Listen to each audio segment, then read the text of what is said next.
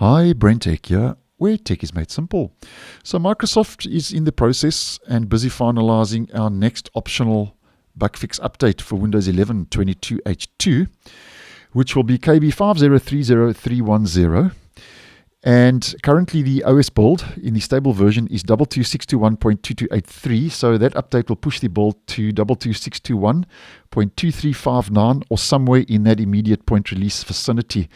Now this update rolled out to the release preview channel insiders on the 14th of September, which means it's undergoing its final testing before it's pushed out to the general public. So those optional updates rolled out in the 4th week of the month. So I would suggest starting the 26th, moving on towards the end of the week, we could start seeing 5030310 start rolling out. Now, something just to bring to your attention before we have a look at what's new. This update, if you don't get the latest updates as soon as they're available turned on, this update will only be a bug fix update, which will include 1 or 2 new improvements. But if you do have this turned on, then very similar to what happened with the Moment 3 update, you will then get the Windows configuration update installed alongside the bug fix update, which will then is expected to bring the 23H2 features. So that will include the 23H2 feature update, which, as I've posted previously, if you do have this toggle turned on, this bug fix update should start pushing those features out, although not officially confirmed by Microsoft. So if the new features for 23H2 don't arrive with this update, 5030310, having this toggle turned on, then we can expect those to start rolling out in October. So just keep that in mind. Now, moving on to what's new. There are 2 new, so-called new features that Microsoft is bringing with this update. The update completes the work to comply with the GB 18030-2022 requirements. So this is the first of 2.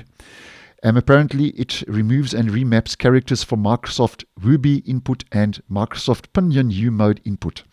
Then the next new feature, the second, it introduces websites to the recommended section of the start menu if you do have that turned on, which I don't. Apparently, these websites will be personalized according to Microsoft for you and come from your browsing history. And you can also remove any website URL from the recommended section using the shortcut menu.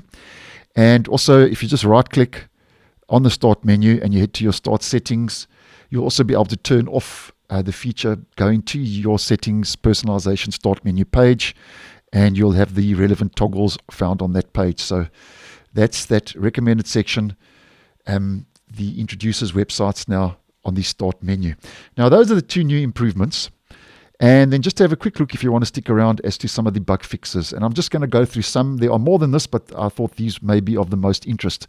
The update supports daylight saving time changes in Greenland.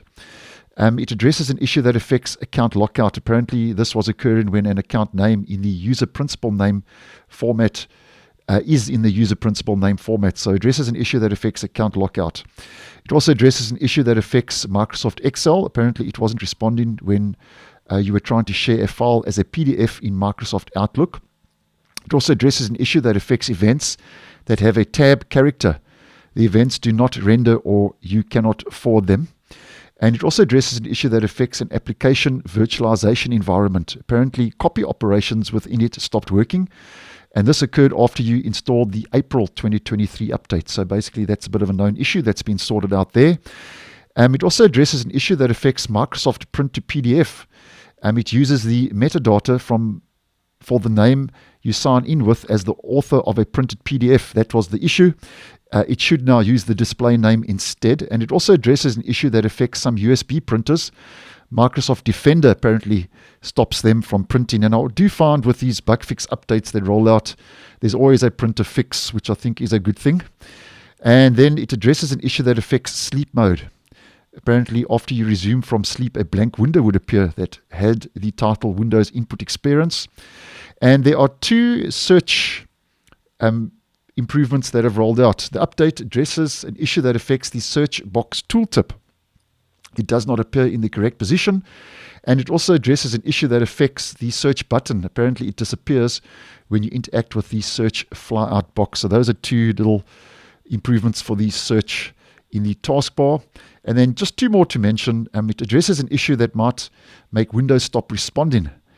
Apparently this might occur if you use Microsoft OneDrive files that are compressed by NTFS. And then the final one, which I think is a nice key performance boost with this next fix, it addresses an issue that might cause a user mode memory leak.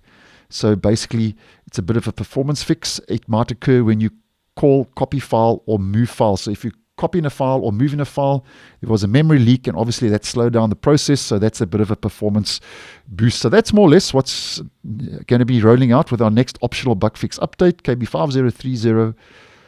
KB5030310. And as mentioned, we are expecting, if you do have that toggle turned on, although not confirmed, if you do have this toggle turned on, that should also then start bringing the 23H2 feature update as well. But obviously, I'll keep an eye on that and I'll let you guys know accordingly. So thanks for watching, and I'll see you in the next one.